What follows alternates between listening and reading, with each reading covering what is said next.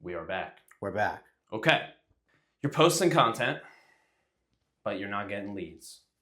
That's the worst. And if you're not getting leads, you're not getting clients. Yeah. Yes. Well, I mean, that sucks in and of itself, but then also when you make the leap to try to start doing, content, making videos and really trying, you want to get something back for that. Yeah. It just sucks. Yeah, and I feel like we talked about this the other day, but like there was a time when we were getting so many leads from LinkedIn, but our close rate was like 5%. Yeah, 10%. it wasn't aligned with really people that we could help, or that, like, even in some cases where we're like, we don't even provide those services that you're looking for. So it looks great to have the calendar filled up with discovery calls, but tons of those were just window shopping, kicking the tires, and you usually never really hear from them again. Yeah, and so in that case, okay, this is my mini tangent before we get into, okay, if your content isn't bringing you clients, what do you do about it? Yeah, we're going to tell you exactly what to do about it, but you don't want calls. I think this is I don't know if it's either the seasoned business owner who doesn't get leads, or it's the very new business owner. They think they want booked calls. That's why an agency reaches out to you and goes, we can set 30 qualified leads per month. Would you like that? Yeah. And you go, I would love that. It's like, no. If I could not take a discovery call for the rest of my life, I wouldn't do it. And turn back the clock 3 years. Yep. You're in so much pain that you're just like, just give me the calls. I don't care if most of them are shit. I just want to. I need more at bats to try to get more money. Yeah, and that it's logically it makes sense. Totally makes sense. Here's the thing: none of us need more calls. None of us want more calls. We just want more clients, right? Okay, so how do we do that? The first problem that founders face when they try to start creating content is the problem of not getting, to your point, anything back for it. But the reason why they're not getting anything back, most of the time, the core reason is because there is no system. So what they do is, this is like the cyclical loop. I scroll through LinkedIn or social. I have an idea based on what somebody else posted, right? So then I'll make a comment about it. Wow, this comment is a pretty good idea. This comment could be a post. Then I write a post. Then tomorrow I post it. And that's it. That's the whole strategy, is just, I'm a business owner. I have clients. I'm on social media. I'll just make a post. And that doesn't work, because the feedback loop is just you. It has nothing to do with your prospects or your clients or your work at all. Well, a lot of times the big obstacle is just doing it. It's just being able to hit the minimum, most people say, for 5 posts throughout the week minimum. And yes. A lot of people would just want to just get up to that level first and hit that watermark. And then the strategy on top of that can sort of feel like it's going to blow up your schedule. I mean, at least that was my POV when I was like, look, it's good enough if I'm out here and I'm engaging for an hour plus. I'm posting stuff that is in the general vicinity of the people I want to talk to and what they're interested in. So a lot of times I think a lot of people are just like, I just need to limp sort of to this level because it's just me and I know I need to do something, but this is kind of the bare minimum that I can do. And to do strategy or to get somebody like us, it's just not where they're, it's not what I can do right now. Actually, let's talk about that. So before we get to, we're just going to go through the entire funnel so you know what to post and why to post it. Man, a lot of times with marketing, somebody's had a bad experience or they've had no experience. And both of those don't lead to you going, wow, should I spend $10,000? Shouldn't I? I'll just spend $10,000 on somebody to help me with this. Right? Yeah. Like if you hired an agency 7 years ago and they burned you, that scar has never healed. Yeah. So you now are anti any help with your marketing. Yeah. You just won't do it, right? You'll go, well, you know what? I just go to some events. I go to some expos. I go to some trade shows, or maybe I buy some leads from a company that just sells me the book of calls. Maybe some LinkedIn ads or Facebook ads. Oh, I'll boost some posts, right? That's another one. So that's the thing. You gotta, unfortunately, what I always say is I can't fix your marketing if I can't fix you.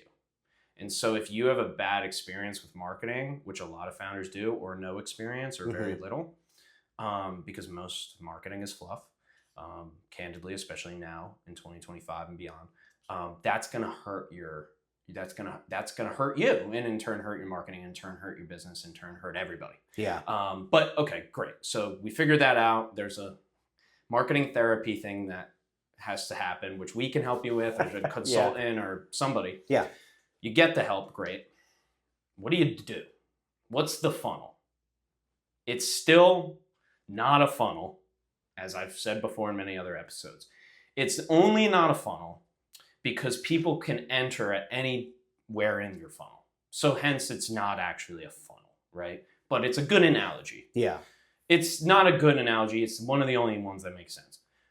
Cool. Top of funnel, middle of funnel, bottom of funnel.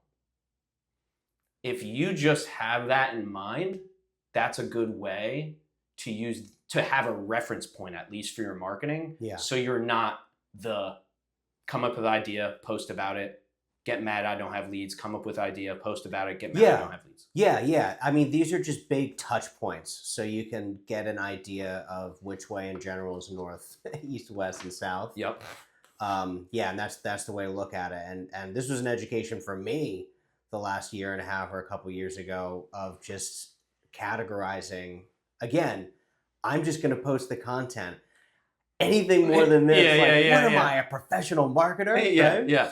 But it is a good way, like, again, to anybody that got burned or that cringes at strategy, I don't want to pay at $3,700, but this is a great way to just categorize your content very broadly. You can hold it in your head. You don't really necessarily need to put pen to paper, but you can think about this and kind of hold it in your hand, and it's a great like waypoint to just sort of see where your content is at and what broadly it's going to be doing. Is it defensive? Is it offensive? Is it, for somebody that's curious? So that's what I like about it. For a simpleton like me, it's easy for me to categorize stuff on the fly. A filter. Yeah. Which is nice. But like you said, not like a funnel, like where people can enter in at any time. point. It doesn't work where we're going to get to this in the next episode. Yeah, it's not sequential necessarily. Next episode, we're covering personal post, which is how a lot of people enter your funnel, but that's a whole other thing. Okay, great. So what do I do? So top of funnel, that's going to be as broad as possible. Mm-hmm. So top of funnel posts are personal posts, broad industry stuff.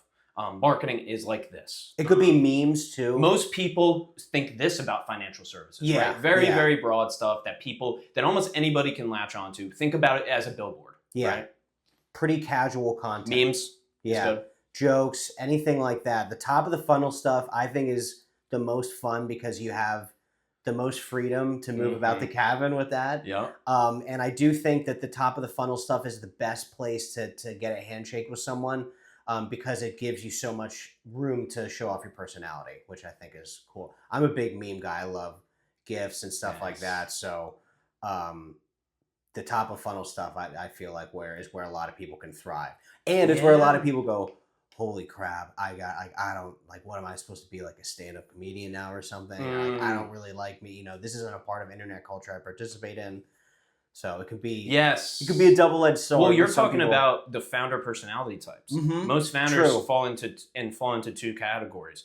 Top of funnel founder, I can post memes all day. I can get you to care about this something. This is fun for me too. I enjoy it. Yeah. And then, but okay, now it comes to the sales call, and I'm like, and if you don't just say you want to buy, then I don't even know what to do. Yeah. Right? I don't close people. I just get them excited. Yeah. The other founder is, I'm not into getting you excited. Mm-hmm. You either believe it or you don't. Yeah. Here's case study after case study after case study. This is what we do, arms crossed. Mm-hmm. And you're on the sales call, and I do Alex Hormozi, jujitsu sales frameworks, and I always get a deposit, or I always get. But then when it comes to a meme, you're like, I'm a technical founder. I don't make fucking memes. Yeah. Right? Yeah. So these are these two buckets. Do founders actually fall into buckets? No. But it's an analogy to create some kind of framework. Two big groups. Yeah. Two big groups. So we have top and we have bottom. Bottom is, we'll get to the middle next, right? Bottom is, we'll give you the polar opposites. Then we'll talk about the middle ground, which we all despise. The bottom is what we just mentioned. Case studies, proof, right? 7 likes on a post, 21 likes on a post, 8 comments but 2 DMs going, hey, can you send me what you just did with your client? Pretty thin in terms of engagement, because there's not like a lot for people to really hit back on. But for people, it's so matter of fact. There's no conversational element to it. But people that are starting to seriously consider your services or just the services that you provide in general, this is a great way to start. You know, it's like a marinade. It's going to be setting for a while, where it's like, I've seen a couple testimonials or client interview clips where they're describing the exact situation I'm in right now. And wait, holy shit, I actually know the guy in that clip or something like that. So you nailed it. You nailed it. Yeah. It's very, very situational, to your point. The bottom of the funnel is you've had back pain for years. You've never done anything about it. And you just see ad after ad after ad about a guy who looks like you, seems like you. Are you in the Cherry Hill area? And I get those all the time. South Jersey homeowners. Yeah. Are you prepared? Is your roof leaking? Like it's so wildly specific, and right? they're AI now too, which is even worse. And they're AI, which is terrible. I would rather take a roofer who's never made a video in their life over an AI trying to tell me about my problem. Right? It's like fashion. That's going to come back and become charming to somebody who holds up their phone like this. You just see the top of their forehead.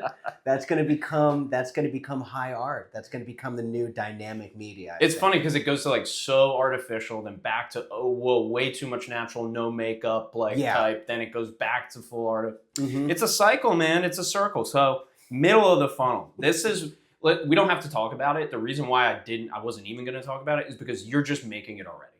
If I took your LinkedIn profile right now, any LinkedIn profile for any business owner, and I put it through our LinkedIn profile audit, that audit would spit out and it would say at least 50 or 60% of all the content that you create is middle of funnel content. Yeah. The reason being, it's the most natural. You don't have to get random people involved who don't even know you and get them excited, and you don't need to sell anything. You can just matter-of-factly educate. You can just say, hey, if you just make 2 to 3 more posts per week, you're going to have more revenue. Right? Yeah. It's the things that people can conversate about and kind of have an opinion on, but you're not really, turning over any rocks or stirring up any, actual back and forth or debate. The middle of funnel is just what it sounds like. It's just the middle of the road. It's a lot of agreement. Middle of the funnel is the equivalent of grabbing a shovel. It really is. This is where you're just going to be building your credibility and your authority and giving your network. I always look at middle of the funnel stuff as tossing your network something that's easy to engage with, that gives more opportunity to open up some conversations with people. Yep. And sort of increase your LinkedIn sprawl a little bit, because that, like we said, right before, the bottom of the funnel stuff is for people in a very specific place, and the top of funnel stuff is going to be people that may not necessarily be the people that you want to be talking to or that you're going to be selling to, because it has such a broad appeal. Whether it's broad in your industry or it's just a meme about the big beautiful bill or something like that. Yes, right? yes. That could attract people that it's like, well, I just coach accountants. That's going to be attracting people that are outside of the accounting industry because it has such a broad. And then my comment on the big beautiful bill one is all of this against the fucking Better Business Bureau, dude. What did they do to you? And it's just like, you say BBB, I go in my head, I go, oh, Better Business Bureau, And so now I just have a little fun comment, and that's the middle of the funnel. Like the bottom of the funnel, nobody really says anything because you're advertising. You're pushing to do something. Top of the funnel, everybody goes, congratulations on becoming your own business owner. Congratulations on the engagement. Congratulations on, Jack and Ryan, you guys have been in business together for 5 years. It's you're best friends. Yeah. Nice, guys. Nobody's buying because we've been best friends, right? So, and it's less pressure, right? It's an easy post. Trust me, if it's an easy post to write, it's either the top of funnel or the bottom of the funnel for the most part. Yeah, and you get that stuff immediately middle, you have to try. Because in the middle, the middle of the funnel is posts that people tell you to make. Yeah. Educate, build trust, authority, tips. Educate, tips, tricks. Give it away. That's what people tell you to do, and that's why most of your posts are that, is because everybody in Justin Welsh, and shout out to Justin, he's a good guy, has brainwashed us to make these type of posts. Yeah. So absolutely. Basically, that's it. There's nothing else you need to know. That's just for the funnel. Yeah. The funnel. It's not a funnel again because you'll make a post about your kid and then you'll get 3 leads. Sort of like a tiered system for marketing posts, like what part of the brain that you're attacking, people that are just looking for a joke or like you said to clap, or the people that are looking to talk about in industry stuff or people that are looking to buy, right? So just attacking different areas of wherever they are at. So why don't we do a little rapid fire? I'm going to start with a client example. Mine's going to be Wealth Warehouse. So while I'm talking, you can either pull one from here or, just think of one. But I'm going to start with Wealth Warehouse because, and by the way, this is client examples of the funnel, right? Yeah. So I'll start with Wealth Warehouse and then I'll hand it over to you. So Wealth Warehouse, they're a podcast, two guys who we've talked about them many times. They sell life insurance, but to use the life insurance in a specific way to basically become your own banker, right? So you don't need banks. You can use your life insurance as a bank. That's as far as I'll go. The one thing that they're really, really, really, really good at is creating this sense of us, right? This sense of we're IBC practitioners. Yeah. This is who we are. This is what we do. That is not the top of the funnel. No. What Wealth Warehouse very, very rarely is going to have, and they do have it, but times where they're going to say, hey, everybody, are you a person? Like, do you hate banks? Like, they expect you to have done all the preliminary research before you come in and become a member of this community. Yeah. And they'll turn you away if you haven't read the book, Becoming Your Own Banker and they're by not Nelson sad about R. Nash. They're not sad about it. They don't mind if you don't get it. And really it's one of those things that maybe doesn't make sense on its face, but the exclusivity is actually what is working for them. And when they do close ranks, they typically don't open back up. These guys are with them for life. This is a lifestyle, and they're all on their own little island, doing their thing. And that's not constricting at all. It's actually like, it's thriving. Last example on that is growing. No, and they're on paper stopped. the most successful podcast we've ever worked on. Yeah, probably the most successful business we've ever worked for in a sense too. Yeah, especially for what they do. Yeah, relentlessly. Just relentless. But the example here because if you don't understand, like, listen, most people aren't obsessed with life insurance in that way, or they just don't have anything to compare it to. Yeah. A country club is never going to convince you to play golf. A country club is never going to show you how to play golf. They assume you already play it, right? That's good. Yeah, that's a good. So that's a good example. That's a middle of funnel business. A country club never ever has to say this is the difference between a driver and an iron, and that's top of funnel. They just don't do it, right? And they don't need to. Maybe if I came in, I would have some suggestions, but there are examples where you can just create this exclusivity, the same as a country club, the same as using life insurance as a bank, the same as trading options, and just say kind of this is we're us and you're the rest of the people. Yeah. And that's okay. Yeah. And for bottom of funnel too, you have a plumber because my shower doesn't work, or my washer went out, and then you're just going strictly by who's going to do the best job, by price, all that other stuff, and that's a whole different can of worms as well, where there's no education that needs to happen. Yep. You don't need to learn about. They plumbing will never teach you plumbing. Yeah. No. That's just they're going to exist when you need them. Yep. So yeah. There's an interesting interplay a lot with that, like with the exclusivity, and then we'll have like more pop culture podcasts. Like Rogan is the easiest one because he has gigantic guests on, so you're gonna bring people all the time, that are fans of this celebrity, fans of this musician. He talks about politics and what's going on, and there's other pop culture podcasts like that either comedians do or that people like do on LinkedIn that are just personal brand podcasts. Yep. That are just completely wide open. But yeah, those are podcasts that when we first started, people say, okay, well, how can I get sponsors to pay for this? Or how could I get people to, that's not necessarily going to be the outcome for that. Because again, the top of the funnel, we're going to bring in a lot more people than we would in any other area of the funnel. Yep. But it's what can you do with them, and do they stay, are they just there because you're covering something that's hyper relevant? Like something that Trump said. Like maybe he trips and breaks his ankle. That's right? that whole like And trend jacking and yeah, reaction yeah. content. But those and- aren't real staying, you know. So no. That's it's a good way to to talk- yeah. associate. Oh, this guy is a podcaster. Oh, you did a review of a creatine supplement that I use. yeah. But I have no idea who you are. Mhm. Yes. So did you have? Because I'm going to give them one crazy top of funnel hack that I just thought of that literally is like the best one that some people talk about. Was there any other client examples that you had top of mind?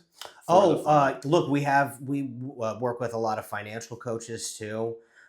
We have a podcast that we collaborate with, Women in Wealth. Yeah. And that is very middle of funnel stuff. And you could even argue too, as an element of exclusivity to people that, you know, are looking to be financially responsible and are looking to build that knowledge base of what they can do in their day-to-day lives to improve their financial situation, reduce debt, et cetera, et cetera. So that's another one where it's like, that's where that a lot. So of why that don't you go content's into gonna this? So live. what's the format of her?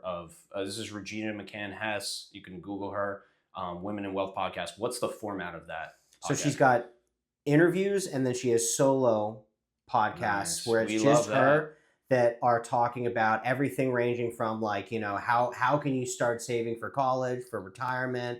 If you lose your job, what can you do immediately to start to defray, you know, some of your expenses? You could call your credit card company and say, hey, you know, this minimum pay.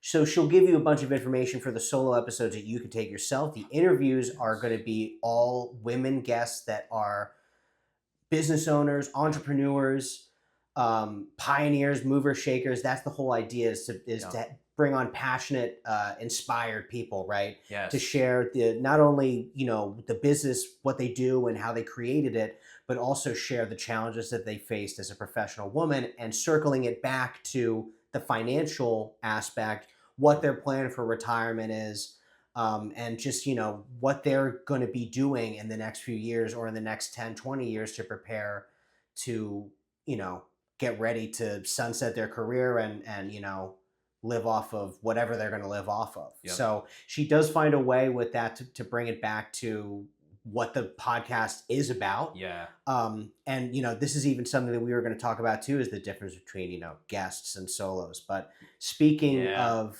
just the funnel, very middle of funnel stuff, especially for the solos where this is educational, this is that tip becomes giving. basically bottom too, because then you're just sitting with her listening to the advice, and that's as close as you're going to get to hiring her. Sure, that's a good point too. Yeah. So so it spans the both, and then let's Mm-hmm. on top of that, okay, for this podcast, there's no top of funnel in the sense of like a meme or like a very in-depth personal story. A little bit maybe with the interviews, because it does open up. But well, actually, that's Yeah. my point. The interviews are the top of the funnel. Yeah. Because the interviews, that person you just had on, who may or may not be a client, who may or may not be local to you, who may or may not be somebody adjacent to your business. Yeah.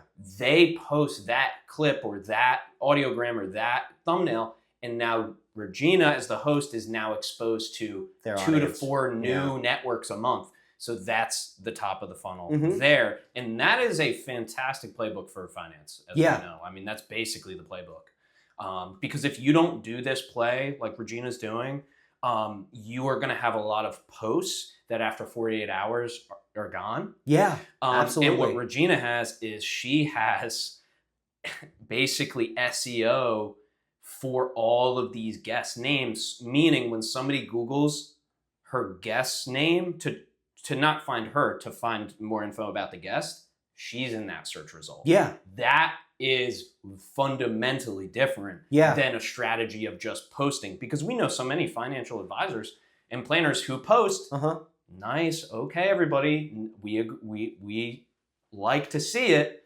but that's not a long-term strategy. And what Regina's doing is she's building what we call the content asset. Yeah. Right? Yeah. So, feeds fade away. Strategy. She's got a content library, and that content library happens to be hooked up to Google, right? Because that's so a lot of people are going to be finding through Google searches of like, how do I reduce my credit card debt? You know, that's going to be in that area you know, that is very SEO heavy of just questions that people are asking. Yep. This is stuff that can also be included in the description too of her YouTube video or the title. And it's going to be in the transcript if you mention it in the episode. Yeah. That YouTube will actually analyze your transcript too. Years from now, that people could Bro, look at our top video. How to post shorts on LinkedIn. Still, every month gets the most amount of views. Yeah. Every month, and doing nothing signs more people up up to our email list than any other piece of content. Imagine if I just made that as a LinkedIn video only. Right. Yeah. And the would have gotten 1% of the benefit. You have a featured section, right, where it's almost like a faux pas now to have post feature, but there's nothing that's going to be there that's nobody's going to go back months and months and months. Nope.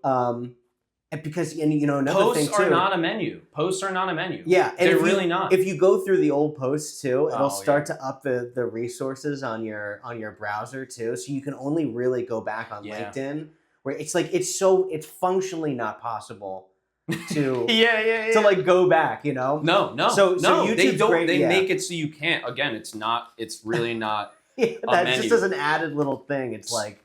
Because I've had to do that before to like look something up, and it's like my whole computer crashed. The power in the neighborhood went out for like 3 days. Like it was like everything. And if you don't want to do that, or if you want to have a software that helps, Authored Up is fantastic. I need to get you Authored Up too, actually. Because then it can just live in another place. That's Authored Up. We're not a sponsor. We don't have any sponsors. We do affiliates. They are an affiliate if you do want to check them out. But yeah, you can go and search all your posts and then cross-reference year by year. But other people can't. So that's the big thing, you know? That's the clip. Yeah. I love it. Appreciate you being here. Appreciate everybody listening, watching. You know, really the highlight here is, yes, have a filter for your funnel. Just know why you're posting when you're posting it. It's really as simple as that. Like if you can't justify why am I posting this, don't post it or change it to something that might be a little bit better. And then what ChatGPT told me to say is audit your own content, right? But it is the truth. Or you can use our audit. We'll put it in the description because I have the audit now. Mm-hmm. All you have to do is fill out your name and your email and a couple other questions, and then we're gonna send you. I'll just send you a LinkedIn content audit. We do it. This is what we do. The second you want to implement it, then that's where we can come in to help. Yeah. We give you the audit and you're like, this looks good. That's yours. Run with it, right? So CTA, want this built for your business? Hit the link and DM the word funnel. Smash that link below. Smash that link. No, you don't have to do any of that fun stuff, but if you do want an audit, we'd be happy to do it for you. Absolutely. Cool, Jack. Love it. All right, man.